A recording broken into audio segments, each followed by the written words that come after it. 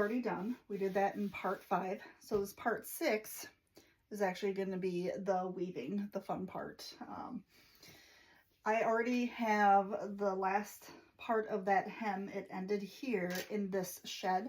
So I want to keep that shed open and send my shuttle through. I do have them quite stuffed because I like to only have a few shuttles. So we're going to feed this first piece in to overlap.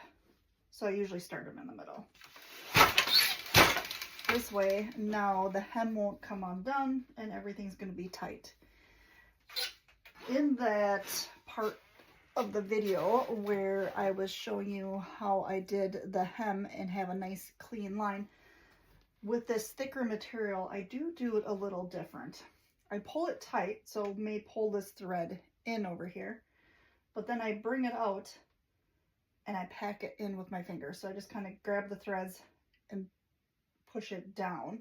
So now when I pull this isn't going to move anywhere. It's exactly where I want it, and I can make a very even edge to the rag rug. Do the next one on this side. And this will slide through a little easier once I get more off of it. So again, I pull it tight. I'm going to bring it out to where I want it, and then I just pull and pack down. All right, so I hope this angle can help demonstrate this a little better. So I'm bringing in my material.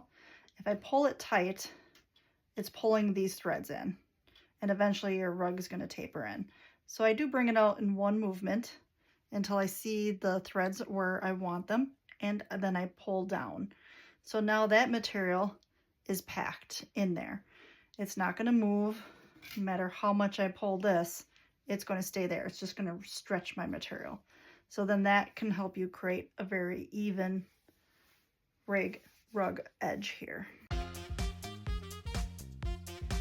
Another trick I like to do is I have the seam here. If I lay it here, the seam is going to be on the side. So I will maneuver the material just enough so that seam isn't going to be curled around.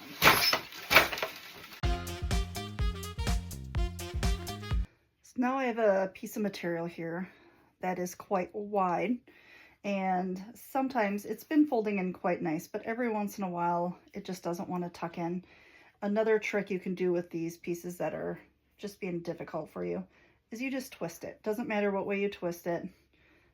And then now it's about the same size that one it's going to be in here. And hopefully you can see that twist. And then I'm going to pull that in, bring it back to where I want it, and tuck that in. So now it's going to match the rest of the rug.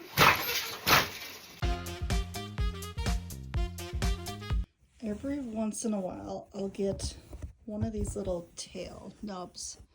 And what that is where these are sewed together, and I have this little piece.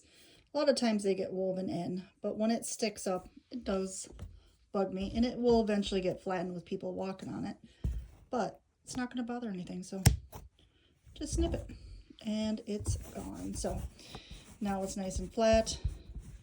When you have material that just rolls in on itself, like this t-shirt and just that sheet rolled in, that's going to get hidden in there. But every once in a while, especially like these Hanes hoodies, these obviously aren't going to roll in. So I have that little tail there. So if it comes up, I just snip it. Now, when you end your rug, you'll have to watch the video 5 for the hem. But to start that, there's my end piece. I'm going to beat that in. I'm leaving the same shed open. I'm not switching my feet at all. And then I'm going to feed in my material for the hem. Again, it is the same material as my warp lines. And then so that piece ended right here. And I'm just going to have about an inch. You can have way more. I can have like 5 inches if I want. But at least an inch is going to work. And then I'm still going to have my triangle space. So remember, anytime you're weaving, you want that triangle just to give it a little material so it doesn't get all wobbly on you. And beat that in. And then I will just continue with the hem like in video 5.